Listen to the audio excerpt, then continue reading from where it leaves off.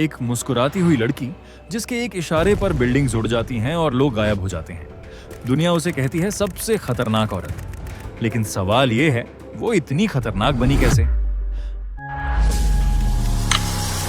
अजब गजब चैनल को अभी सब्सक्राइब कर लो, क्योंकि आगे जो आप जानने वाले हो वो दिमाग हिला देगा।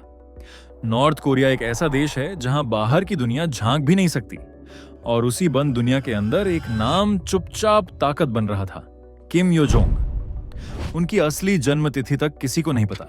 कुछ लोग 1987 बताते हैं, कुछ 1989, लेकिन इतना तय है कि वो डिक्टेटर किम जोंग इल की बेटी और आज के सुप्रीम लीडर किम जोंग उनकी बहन है।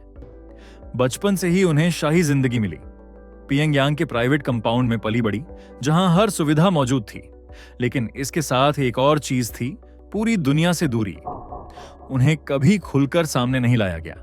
असल में उन्हें बचपन से ही एक खास मकसद के लिए तैयार किया जा रहा था। 90 के दशक में उन्हें और उनके भाई को स्विट्जरलैंड भेजा गया।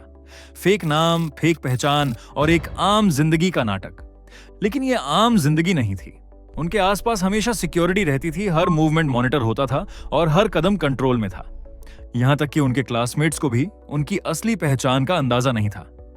यहीं से शुरू हुआ वो सफर जहां एक साधारण लड़की धीरे धीरे पावर के खेल को समझने लगी। 2007 में उन्होंने किम इल संग यूनिवर्सिटी से कंप्यूटर साइंस की पढ़ाई पूरी की और उसी साल वर्कर्स पार्टी में एंट्री कर ली। अब वो सिस्टम का हिस्सा बन चुकी थी। 2011 में जब उनके पिता की मौत हुई, तब पहली बार वो दुनिया के सामने आई, अपने भाई के पीछे खड़ी हुई एक शांत लड़की। लेकिन ये सिर्फ शुरुआत थी। इसके बाद किम जोंग उन ने सत्ता संभाली और उनके रास्ते में आने वाली हर रुकावट को हटाना शुरू कर दिया। इस पूरे दौर में किम यो जोंग हर जगह उनके साथ दिखीं। मीटिंग हो या सेरेमनी, वो हमेशा उनके पास मौजूद रहती थीं। दुनिया उन्हें एक सहायक समझ रही थी, लेकिन असल में वो पावर के सबसे करीब थीं। 2012 में उन्हें एक बेहद अहम जिम्मेदारी दी गई, अपने भाई की मूवमेंट और सिक्योरिटी को मैनेज करना। कहां जाना है, कब जाना है, किससे मिलना है, सब कुछ उनके कंट्रोल में था। सिर्फ 23 साल की उम्र में वो नॉर्थ कोरिया के सबसे ताकतवर इंसान की सुरक्षा संभाल रही थी। 2014 में उन्हें प्रोपेगेंडा और एजुटेशन डिपार्टमेंट का वाइस डायरेक्टर बनाया गया। नाम सुनने में छोटा लगता है, लेकिन असल में यही वो जगह है जहां से पूरे देश की सोच को कंट्रोल किया जाता है। टीवी पर क्या दिखेगा, लोगों को क्या बताया जाएगा और लीडर की इमेज कैसी बनेगी, सब कुछ यहीं से तय होता है। धीरे धीरे किम यो जोंग ने इस पूरे सिस्टम पर पकड़ बना ली। अब वो सिर्फ एक अधिकारी नहीं रही, वो उस सिस्टम की असली ताकत बन चुकी थी। 2017 में अमेरिका ने उनका नाम अपनी सैंक्शन लिस्ट में डाल दिया। अब दुनिया भी समझने लगी थी कि ये कोई साधारण महिला नहीं है। 2018 में वो पहली बार इंटरनेशनल स्टेज पर आईं, जब वो विंटर ओलंपिक्स के लिए साउथ कोरिया गईं। एक प्यारी मुस्कान, शांत व्यवहार और डिप्लोमेटिक अंदाज। उन्होंने साउथ कोरियन लीडर्स के साथ मुलाकात की, डिनर किया और अपने भाई का मैसेज भी दिया। दुनिया को लगा कि शायद अब रिश्ते सुधरने वाले हैं, लेकिन एक्सपर्ट्स का कहना था कि ये सब एक प्लान था। एक ऐसा प्लान जिसमें दुनिया को सॉफ्ट इमेज दिखाकर असली इरादों को छुपाया गया, और फिर धीरे धीरे उनका दूसरा चेहरा सामने आने लगा। 2013 में उनके ही अंकल को गद्दार बताकर मार दिया गया।